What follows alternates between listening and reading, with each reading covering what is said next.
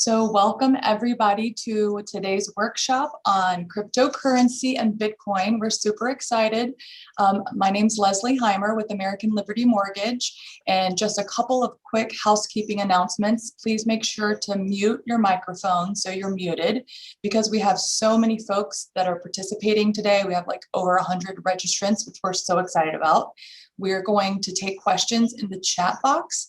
So over to the left of my screen, probably the left of yours, feel free to enter a chat if you have any questions, and then I will sort of monitor those questions as our expert goes through his presentation, and we'll tee them up for him. So I'll start by thanking our sponsors. American Liberty Mortgage is a local creative solutions in real estate lending in this unprecedented real estate market. And Withum is a forward-thinking, technology-driven accounting firm. And today, we are lucky enough to have digital currency and blockchain technology subject matter expert, Mark Eckerle. Mark is an auditing professional specializing in the technology and emerging growth industry and brings extensive experience working with revenue recognition issues, complex equity transactions, stock-based compensation, and accounting treatment of digital currencies. Mark is the team leader of Withum's blockchain, cryptocurrency, and ICO services group, and liaison to various organizations, including Wall Street Blockchain Alliance and Accounting Blockchain Coalition.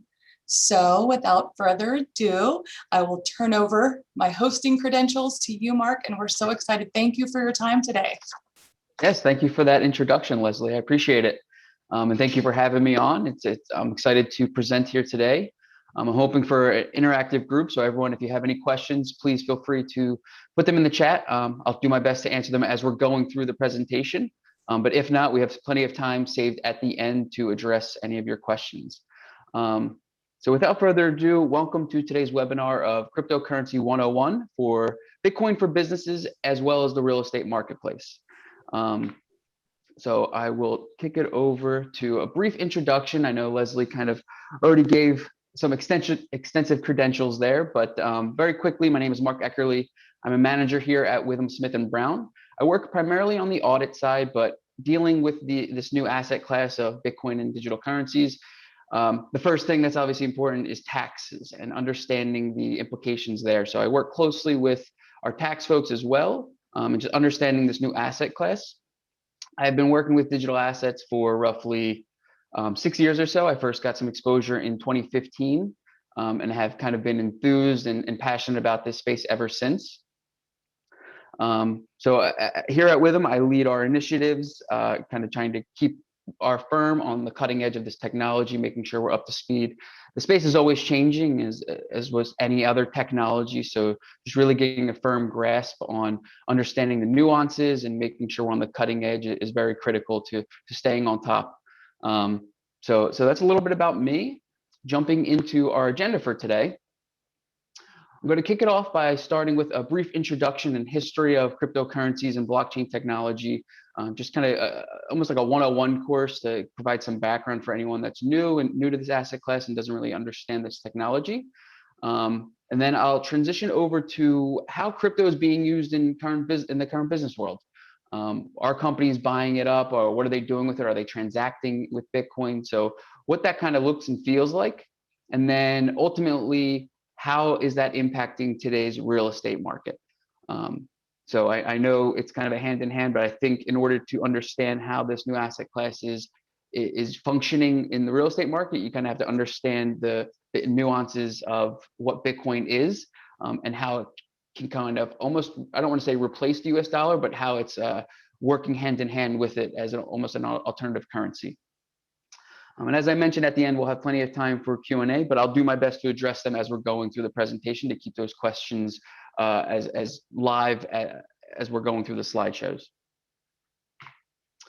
So what is cryptocurrency? Now, I'm going to throw the caveat in there that I'll be using the term cryptocurrency, virtual currency as the IRS calls it, digital currency, digital assets. It's all one and the same to me.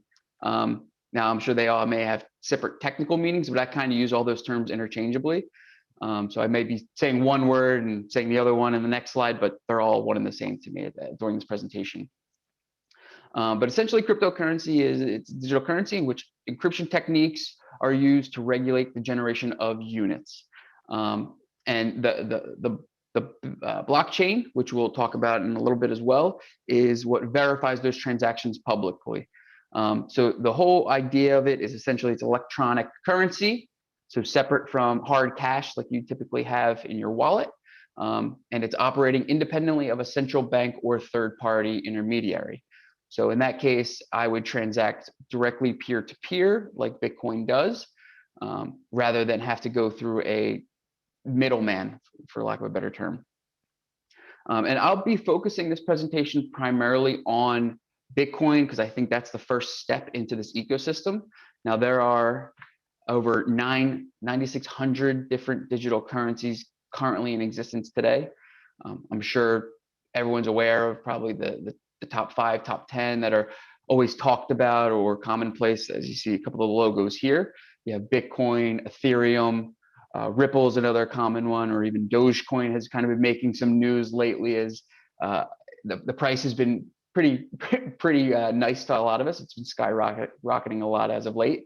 But there are some common ones. Obviously, there's a lot of people working on different projects and creating their own tokens. So that's why there are so many different digital currencies.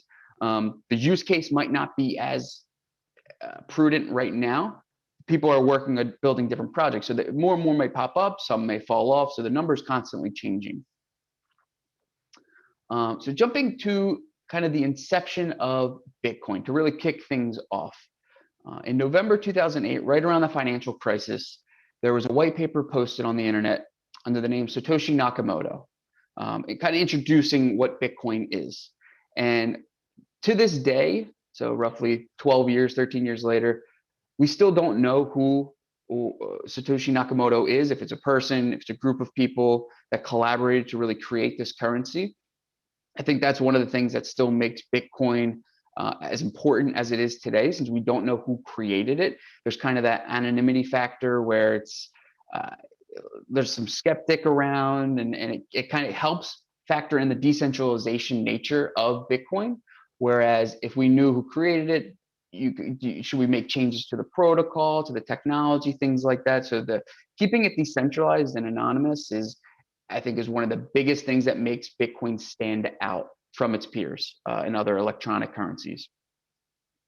And Bitcoin, as I'm sure at this point, as we all know, it's built on the technology of blockchain, which is a buzzword in today's world. What is blockchain? How can we use it? They say blockchain is going to take over the world. It's changing everything, moving electronically. So what does that look and feel like? We'll talk about in a little bit further in the presentation. But that's basically the technology that Bitcoin was built on. So kind of understanding Bitcoin, the intellectual property, right? Like what is the IP behind that? When you think of a company creating some proprietary software, they have the rights to that. And Bitcoin was originally created as an open source software. So as I mentioned earlier, there's a white paper posted essentially just on the internet in a forum. And anyone can go on and create their own kind of variation of Bitcoin. That's why there's over 9,600 different digital currencies out there. Kind of people had these ideas to go in and make their own token, what they think could replace it, make it better, put their own kind of spin on their own electronic currency. So there is no one person that owns necessarily the IP of Bitcoin. And a great analogy that I like to use is the technology behind email, right? There's a lot of different interfaces to email where you have Gmail, Outlook, Yahoo Mail, but at the end of the day, they all work essentially the same. I'm sending an email from point A to point B, and they interact with one another, whether it's from Outlook to Gmail or Gmail to Gmail, whatever that may be. But the technology behind it is just living on the internet. So that's a good kind of example that I like to use to try and relate it a little bit. I know it's kind of confusing, and I'm not going to try and teach the technology side of Bitcoin. I'm not going to take too much of a dive down that rabbit hole because all our heads will be spinning by the end of this. And so just kind of bringing up a quick fun fact about Bitcoin. So it was originally created in 2008, and it was very nuanced for the first couple years, right? Now, you may think back then, since it seems like forever ago, it had a kind of a bad reputation, right? I don't know if anyone's familiar with Silk Road, but it had kind of a bad rap where it was used for illicit activities. But before that, when it was still speculative, it was just kind of this idea that was created. There wasn't really any trading around it. People may be buying it, or they may be mining it, which we'll talk about. But the first ever transaction used to purchase goods for that case was actually someone in May 2010 purchasing pizzas, 2 pizzas from Papa John's. And the first question when I brought this up from someone before was, well, Papa John's wasn't accepting Bitcoin as a form of payment, right? So that's not exactly how the transaction went down. It was someone posted on the internet say, hey, I want to buy pizzas. Will someone do it for me and I'll pay you in Bitcoin? So they paid someone 10,000 Bitcoins, which was valued at $30 in 2010, 10,000 Bitcoins. And today's equivalent of that is over $555 million at today's market price. So those were definitely some expensive pizzas looking back in hindsight.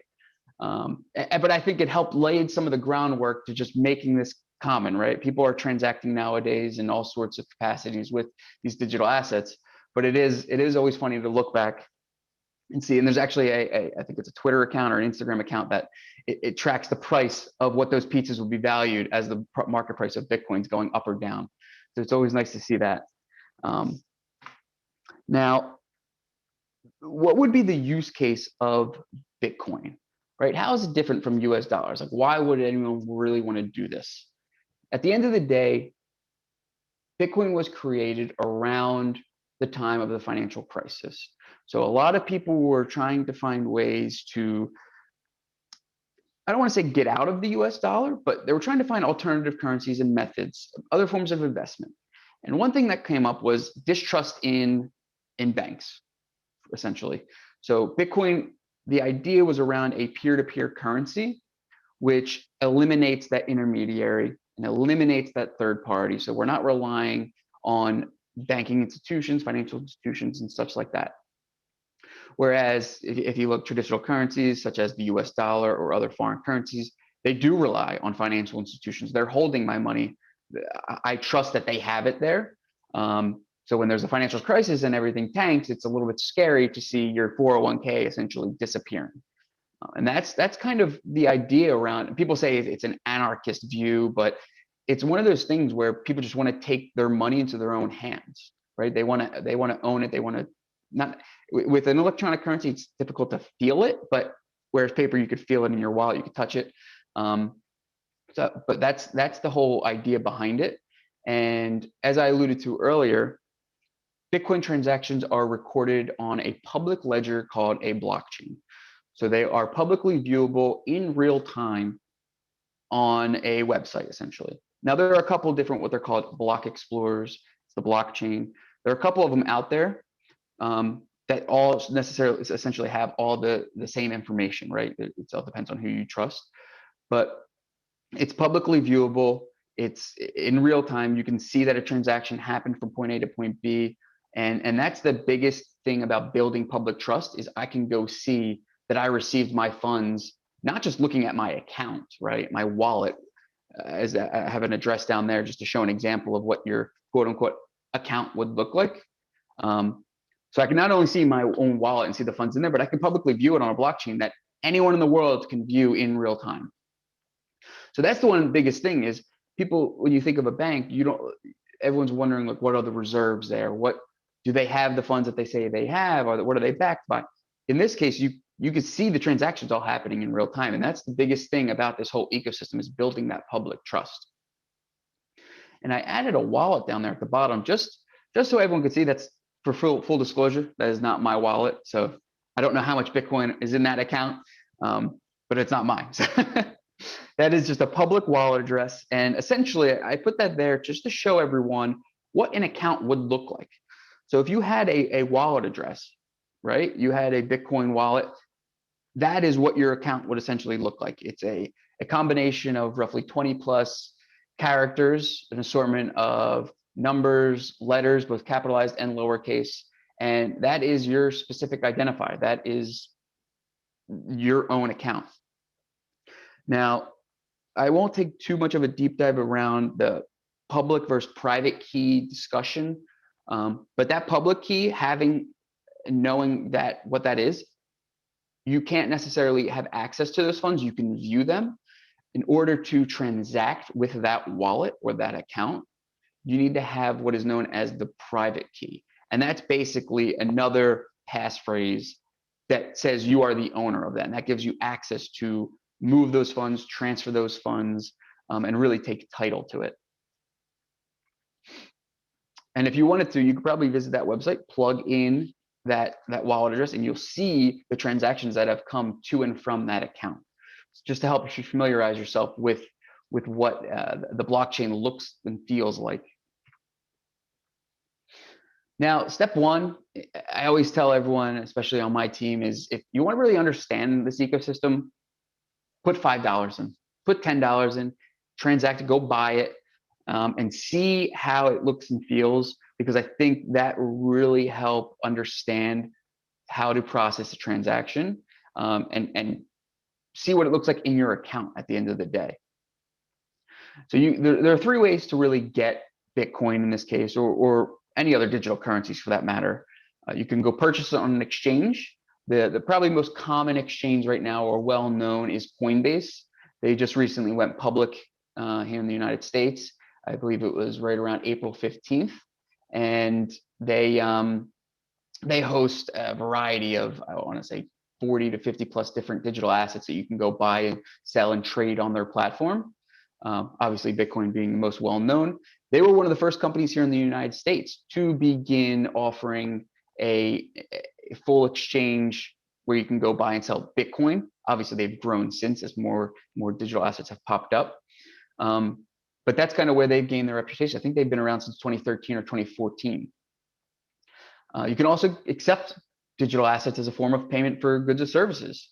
So if you perform a service, we here at Withum, we actually accept Bitcoin, Ethereum, and certain stablecoins as a form of payment from our clients. So if our clients want to pay us, we have a lot of crypto clients and they transact on a regular basis in digital assets. I even have some clients that don't have a cash account. So they don't even have a financial banking institution, where they have no USD. So their whole business model is based around cryptocurrency. So they actually pay us as well for our services, whether we're doing their taxes, accounting, whatever it may be, in digital assets. And then thirdly, you can receive or earn digital assets through the process of mining. Now, I'll talk about mining in a little bit, but essentially that is the process of validating transactions on the blockchain. So in order for me to receive funds or me to send funds out, that transaction gets executed through the process of mining. And that's the confirmation of saying it's a computer algorithm process where a computer program will be running and say, yes, this person has the funds. So they're not double spending their accounts, and they're sending it from point A to point B, and they'll basically approve that transaction or confirm it on the blockchain.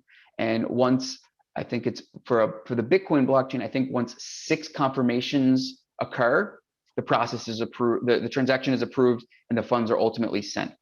Now, the timing there can happen anywhere from a couple seconds to a couple hours, depending on how many transactions are being processed at one time.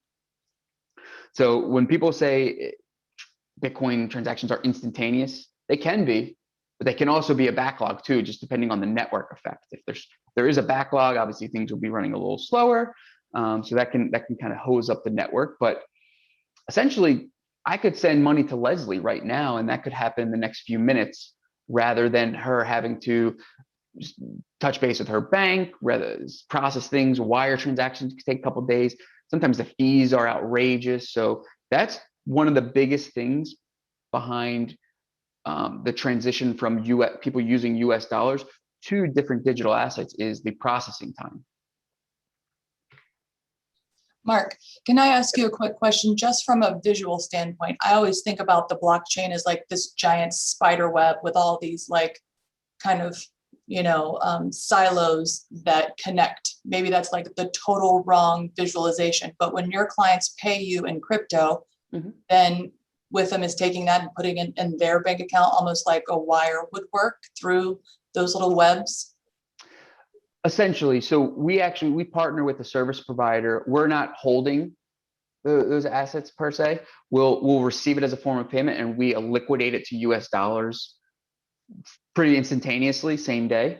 So what that would look like, our client paying us in whatever digital asset that may be, it will happen effectively same day as we issue the invoice, and we'll convert that to US dollars all on the same day.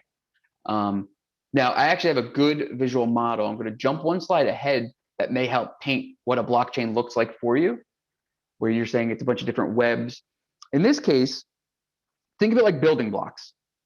So we're building a block every time, and with the Bitcoin blockchain, it's roughly every 10 minutes there's a new block. So and what's in a block is a batch of transactions that are being posted every 10 minutes on top of one another.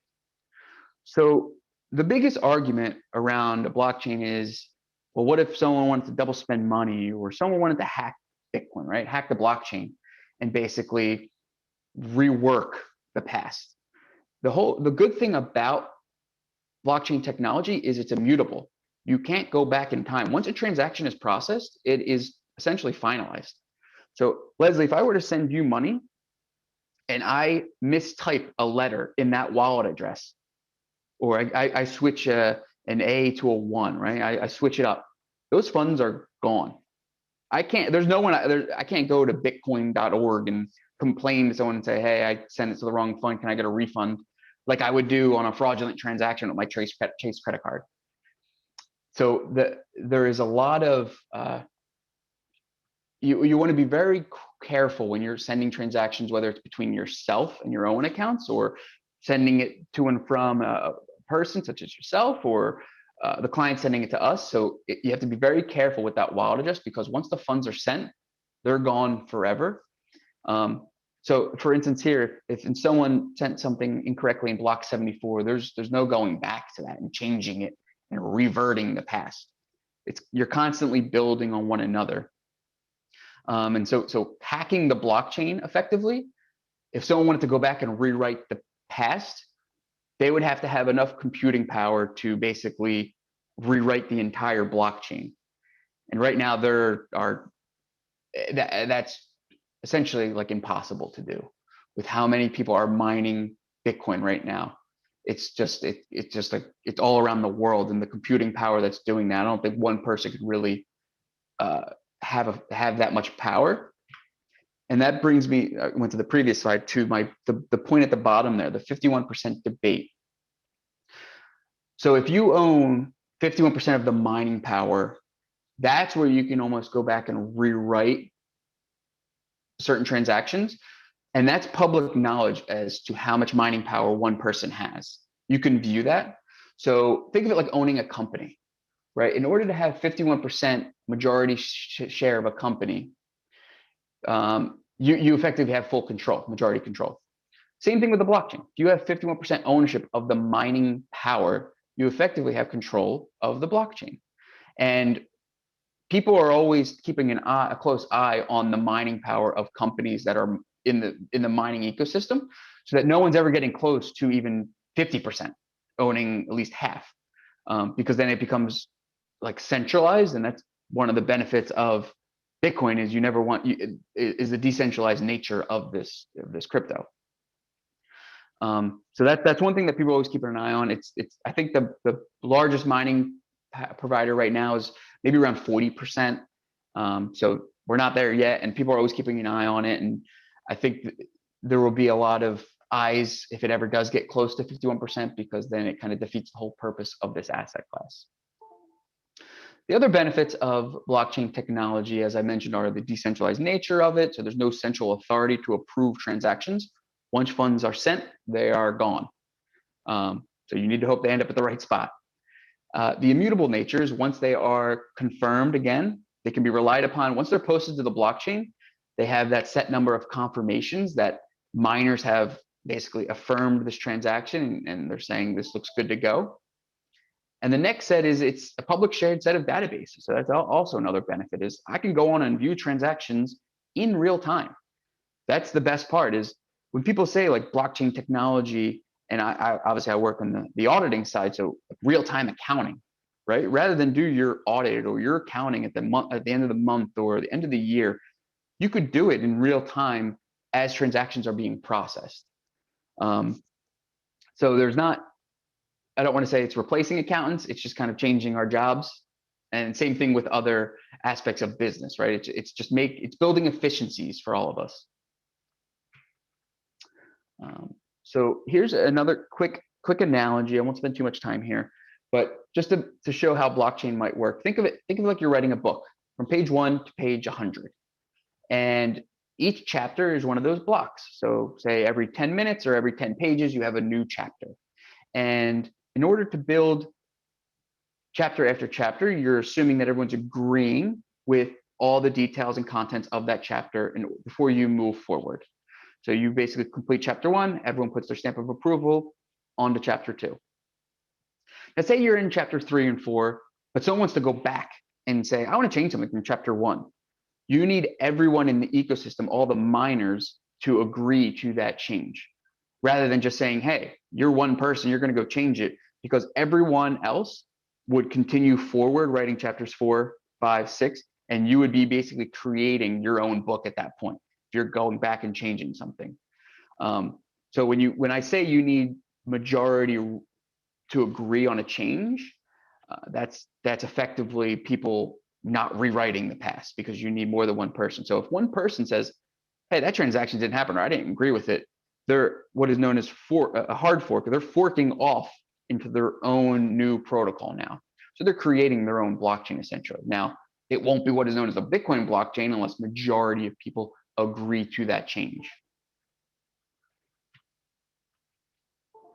A couple other popular cryptocurrencies that you may have heard about: Ethereum, Litecoin, Dogecoin, obviously right now, and stable coins.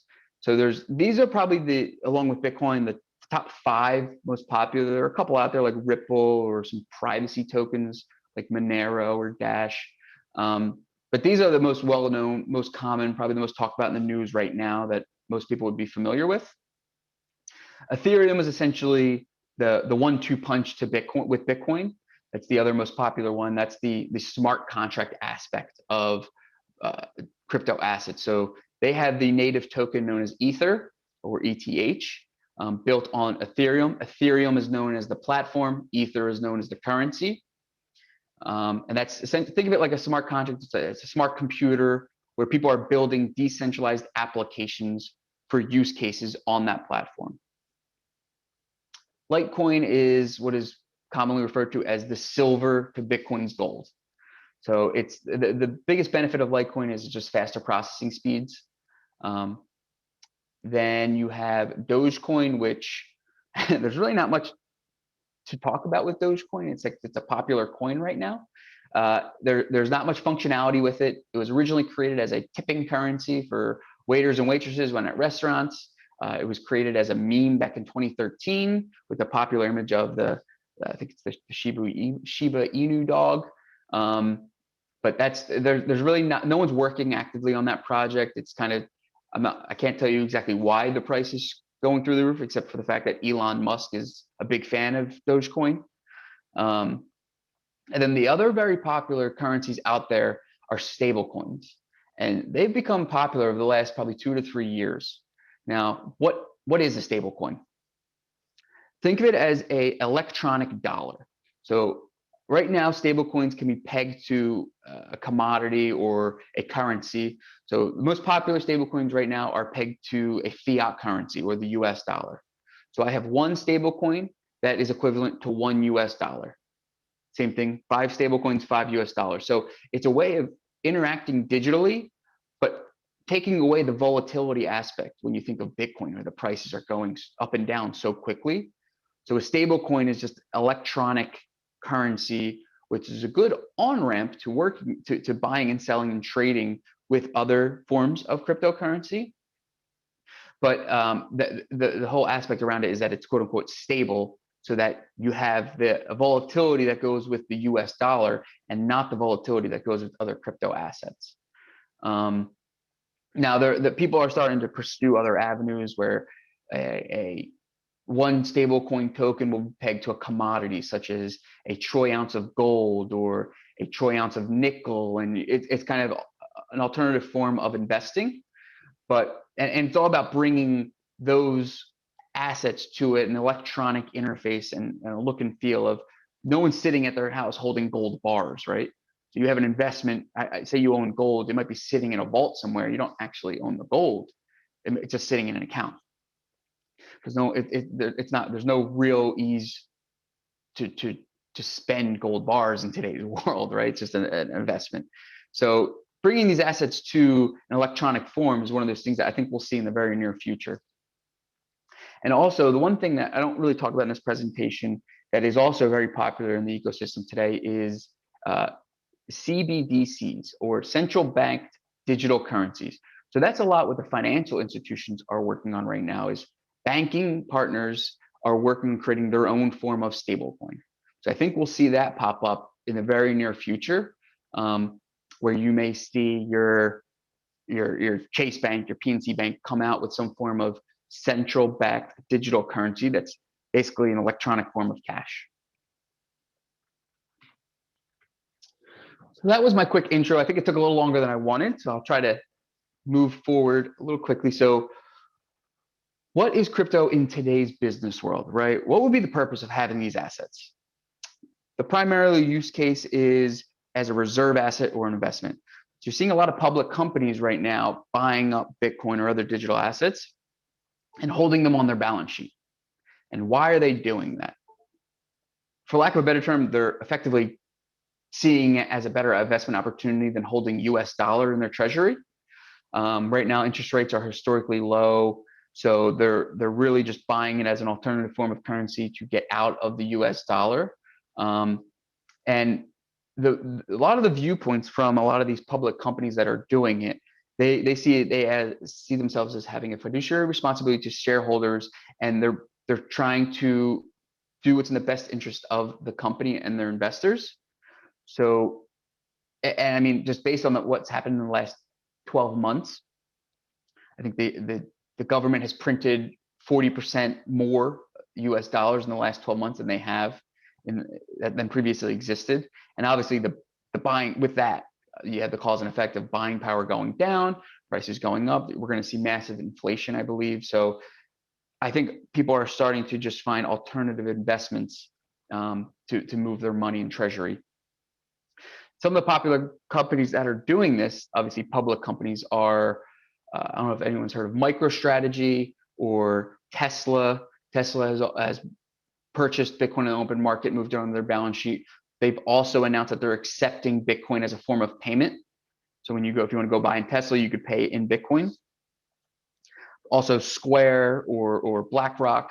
So there are some very large companies, and I think we'll only continue to see more and more, as this has really only come into the spotlight in the last 6 months or so. So I'd be curious as May 17th, when Q1 for public companies, all 10 Qs are due. I'd be curious to see who else announces that they've bought and purchased Bitcoin on their balance sheet.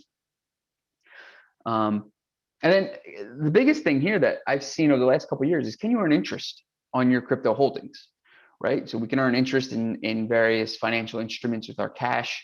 Can you earn interest on your crypto? And the answer is yes. There are platforms out there that are paying interest on your holdings. And it ranges anywhere from, I would say, around 2.5% all the way up to 10% APY. So you can earn a decent chunk of change on your crypto. And the way they're making money is they're loaning it out. They're doing other types of investing with those assets. But there are ways that companies are basically buying up Bitcoin and then earning greater interest than you would if you're holding US dollars. And the other purpose for companies to do this, as I mentioned earlier, is I have a lot of clients that use it as a medium of exchange. So they're paying their employees, they're paying their vendors. If they accept Bitcoin and they're actively transacting in it, why would they go and convert their Bitcoin to US dollars to pay vendors, skip the middleman, and just pay your vendor in Bitcoin if they're willing to accept it. Same thing with employees. A lot of my clients will actually give an incentive to employees if they will accept crypto as their form of payment. I'm definitely seeing it with a lot of my clients. I think it's going to become more commonplace as an option. And I think even in today's world, you'll see paying with common goods. You go to a coffee shop, especially in major cities, paying for your coffee, paying for your goods online. Bitcoin or other cryptos may become an option, whereas it was formerly just credit cards, debit cards, e-checks, things like that. So our company's doing this, yes, as I alluded to, there are roughly 60 plus public companies. That was as of Monday. I'm curious over the next couple of days if more and more companies announce this. So to help paint the picture of the scale of things, there will only ever be 21 million Bitcoin ever in circulation. So that helps provide the scarcity of this asset class, whereas you currently see the government printing more and more USD as we have more stimulus packages coming down the pipeline, as we've had in the past 12 months. So it's kind of devaluing the US dollar as we're printing more and more. And the one benefit of Bitcoin is there is one finite supply.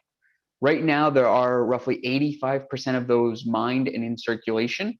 So it's a little over 18.5 million of those are in supply. And I believe the runway until all Bitcoin is in circulation is around 2140. So it's every new Bitcoins are brought into circulation through the process of mining. That's the incentive of doing it. So you get rewarded with new Bitcoins as you're mining and using your computing power. But there is some decent runway before the total supply of Bitcoin is in circulation. But that's one of the benefits. It's a finite supply. So there's the supply and demand, right? There's a scarcity of this asset class. And as of right now, those public companies that are holding it, I think this number is only going to continue to go up. And I didn't throw the caveat in there at the beginning, but this is not investment advice.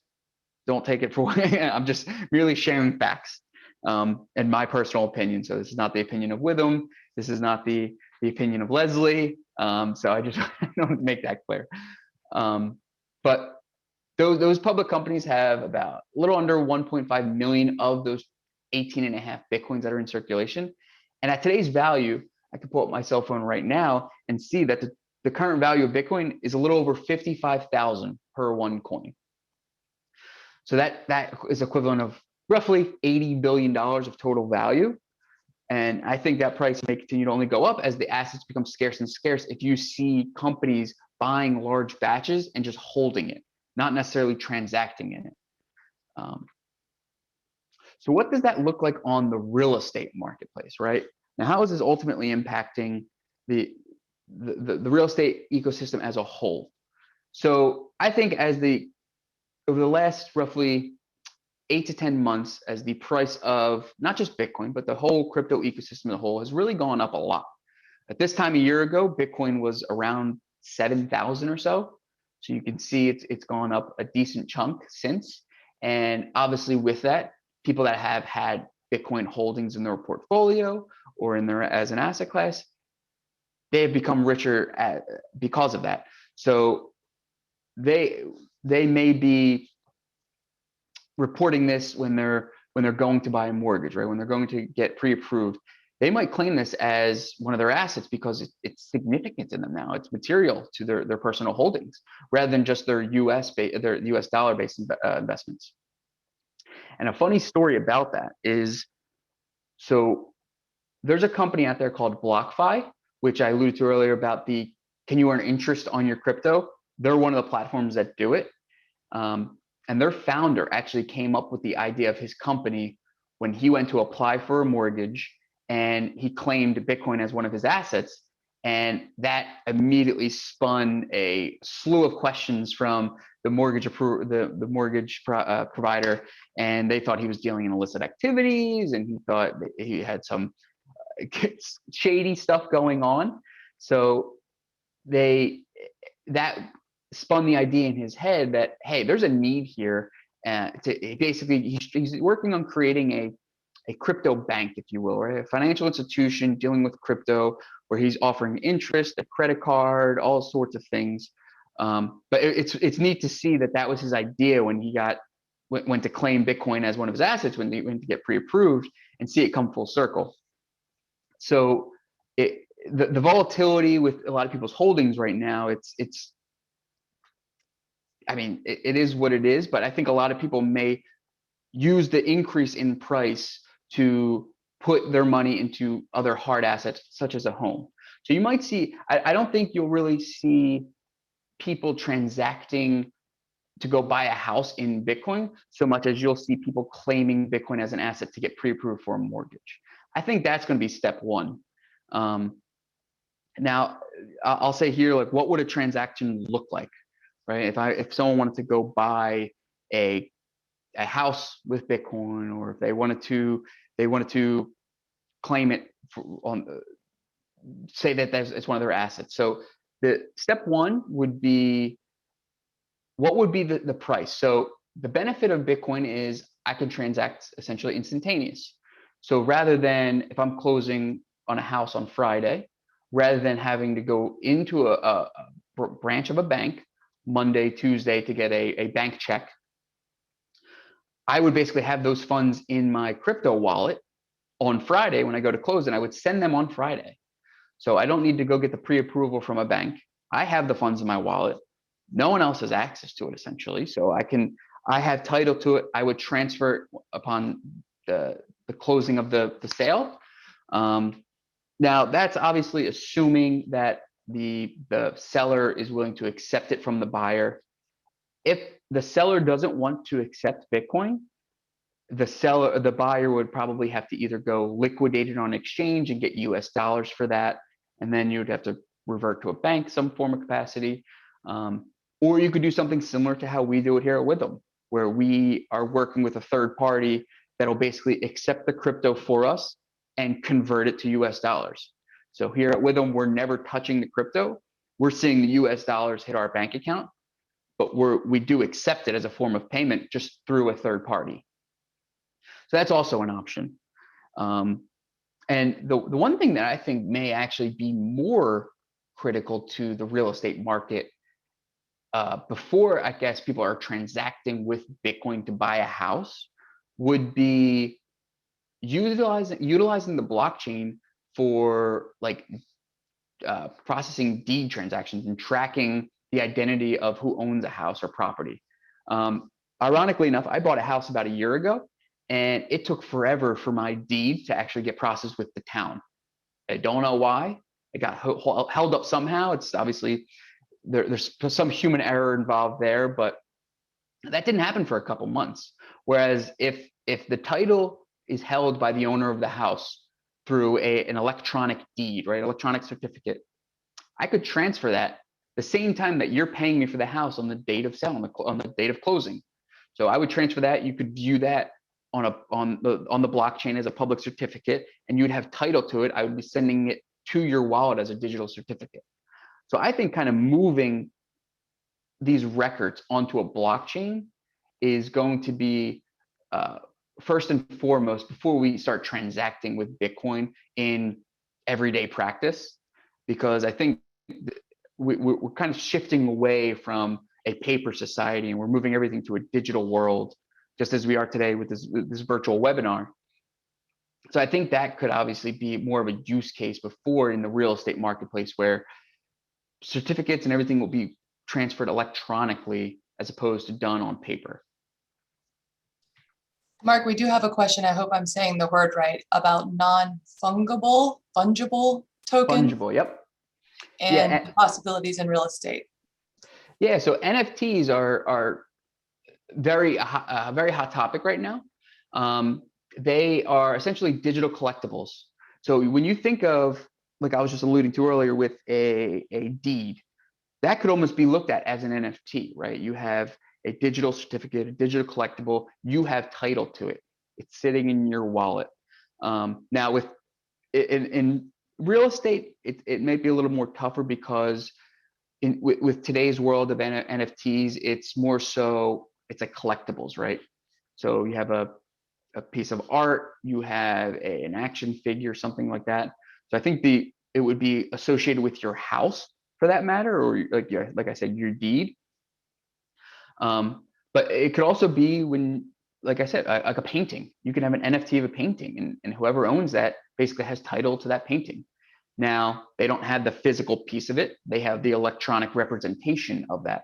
And that is what is known as the NFT, or non-fungible token. They have the token representing ownership. All right, so a couple things before we wrap up and jump to any further questions. Things to keep in mind if you are transacting with this, whether in the real estate world, whether in personal finances, is how to store your crypto. That's step number one. So there are a couple ways. Two common ways are either on what is known as a hardware wallet, or think of it like a USB drive. So you have that USB key, you plug it into your computer, your assets live on that hardware device. Or the other common one, and this is probably the most useful, most used, is on an exchange. So the example I gave earlier is the exchange of Coinbase. If you have an account on Coinbase, you can hold your crypto there, and it's basically the company holding it on your behalf. Same way a bank does. When I have my funds at PNC, PNC is holding my funds. I go into my PNC account and I can see my funds are living there. And the other one is if you want to liquidate it. So you can liquidate your crypto on an exchange. You would transact from Bitcoin to USD, and the spot on the spot rate for that given day. And I think this is the most important one, especially in the real estate market, right? Like, what would that look like if I wanted to go and buy a house or make a down payment or somehow just transact with crypto? The tax consequences. That's number one. That always comes up. And the IRS is really cutting down on this. They've even more moved this question to the first page of Form 1040. So if people start lying on that, then you're basically held liable and committing fraud. So last year, I believe this was on scheduled. Was it on page 2 or schedule D? I think. Again, I'm not a tax person, so I could be wrong there, but they realized that this is such an up and coming topic, and I won't say no one, not enough people are reporting their crypto holdings and activities, that they moved this to page 1. So taxes are obviously due in the next like 5 or 6 days. So just a heads up there for anyone that hasn't reported this. Just keep that in the back of your mind as you're going through your taxes in the next couple of days. But transacting with crypto, obviously there's tax consequences to that. So what does that look like? There's a taxable event anytime, or a gain or loss anytime what the IRS calls virtual currencies are used as a payment for goods and services, exchanged for other property, or a sale.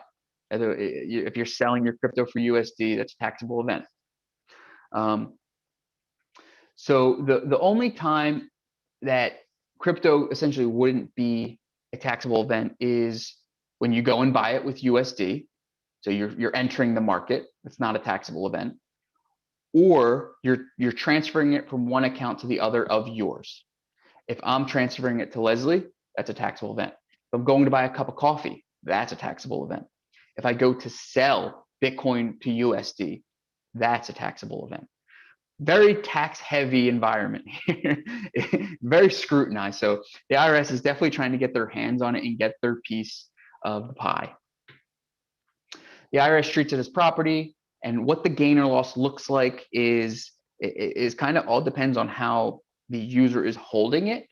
I'm not going to go into the classifications from a business side of things, the accounting, because I don't think many people are interested in that right now.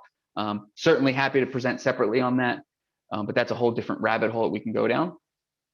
But just from a tax perspective, if the taxpayer is holding crypto as a capital asset, or if they're holding it as something other than a capital asset, the capital gain or loss treatment the rates are very different. So I recommend just working with your tax accountant, your tax professional, just understanding if you are holding crypto and you did have transactions, understanding the use case and how you're using it to make sure that you're getting the most beneficial tax rates and you're not overpaying. But I mean, tax is number one for anyone transacting in this asset class. So just always keep that in mind, that there is heavy scrutiny on this in today's world, and it's only going to increase.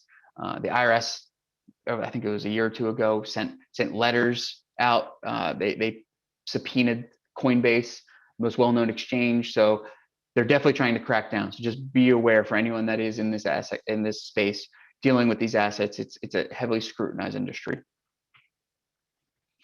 So jumping to the Q&A really quickly. I mean, here's, if anyone has any questions, if I didn't cover something and you're interested, I definitely have materials, resources, always happy to reference you. Here's the best ways to contact me.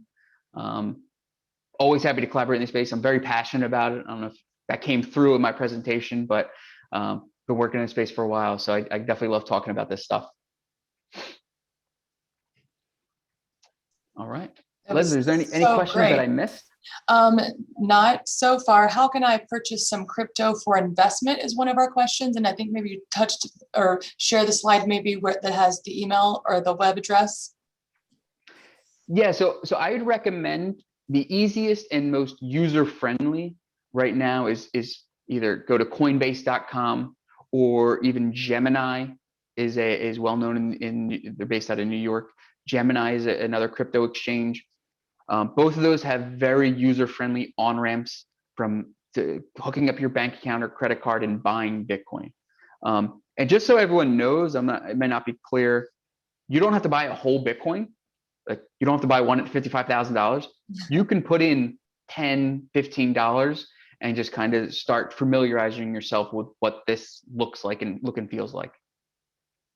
Thank you, Mark. So there were a couple that we did miss. Can you speak on DeFi and how DeFi offerings are able to pay higher interest rates? Yeah, so DeFi or decentralized finance has been a very hot topic lately, as again, it kind of goes hand in hand as everyone's trying to move away from an intermediary or central authority. So getting away from banks or even getting away from someone else having to validate transactions for you. And the interest rates in that space are basically, if I'm going to loan or lend Leslie some money, lend her some crypto, it would basically be the interest that I would be withholding from her or trying to earn on that loan outstanding.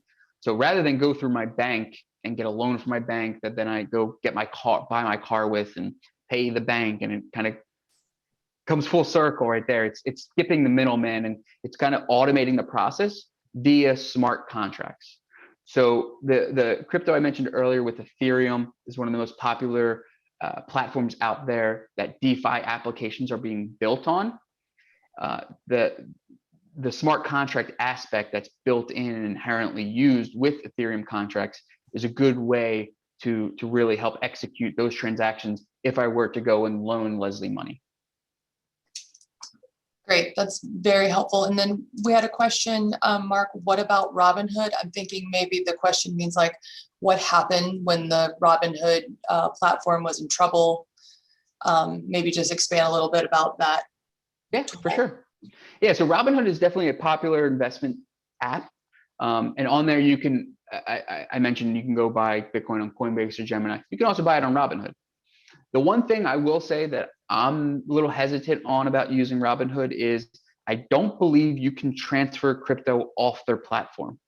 So basically you're buying it, you're viewing your account on your phone or on your computer, but you can't ever go send it to another wallet address, which that kind of makes me shy away a little bit because it doesn't make me feel like I own it, where if I can't go transfer it to wherever I want, it's not necessarily mine. And the biggest thing in the crypto eco space is if you're holding it at an exchange, similar to you're holding your money at a bank, if it's not your keys, they're not your coins. That's a very common phrase. And the one thing that happened with Robinhood during I believe it was the crash that was in like January or so when they halted trading altogether.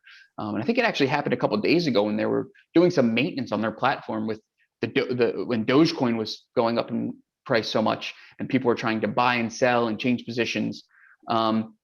Having all your assets on that one platform, they kind of have the will to say, hey, we're shutting down today. Like, we just don't, like, you can't transact.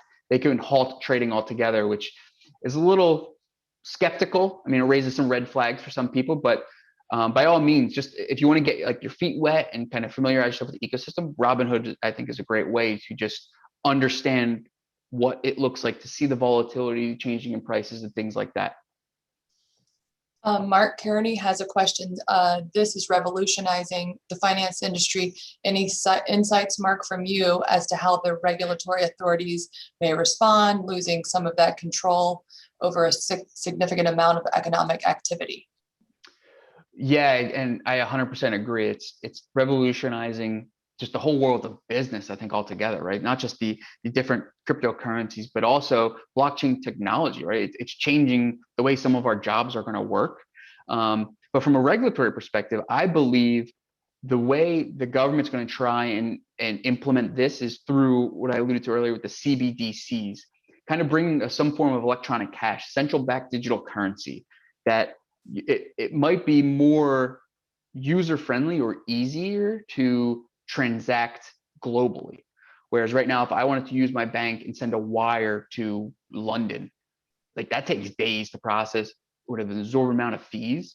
So I think one way that they're trying to stay current with this asset class, because everyone talks about processing fees, instantaneous transactions, things like that. I think banks are going to try and transition themselves to that kind of ecosystem.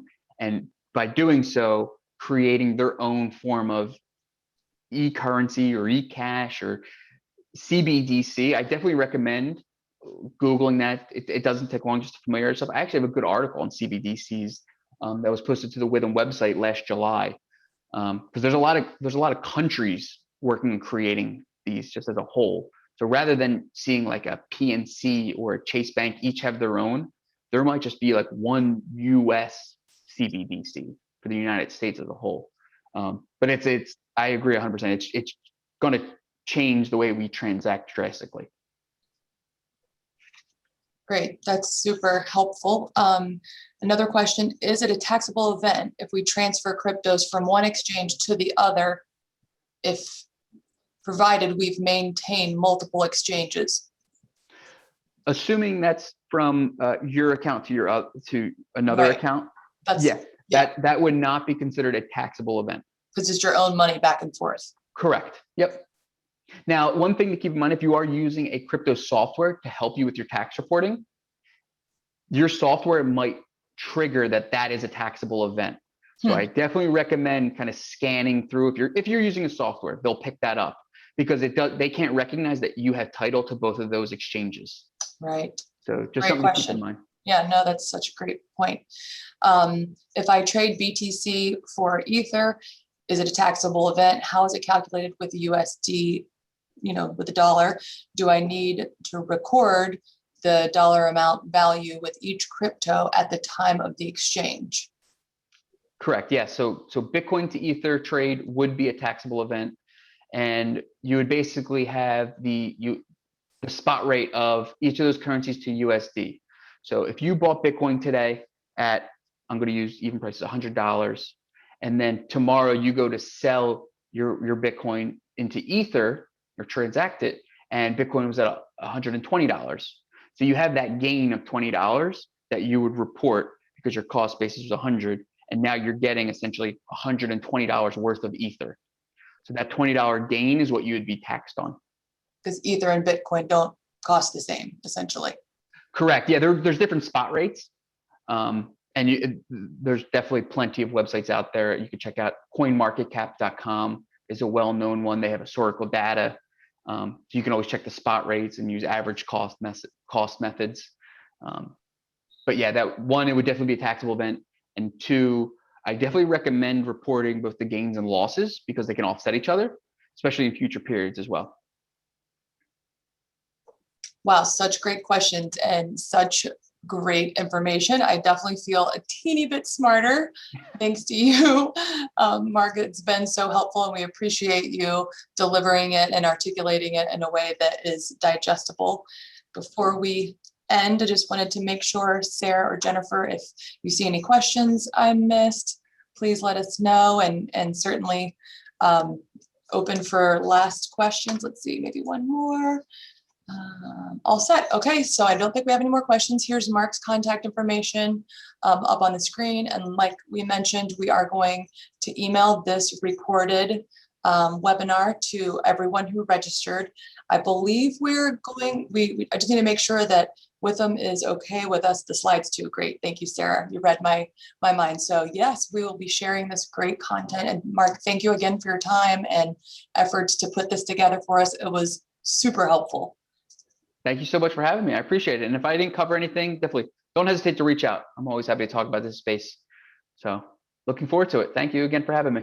Awesome. Thank you guys, everyone who participated, and we'll get that information out to you. Great. Take care, everyone.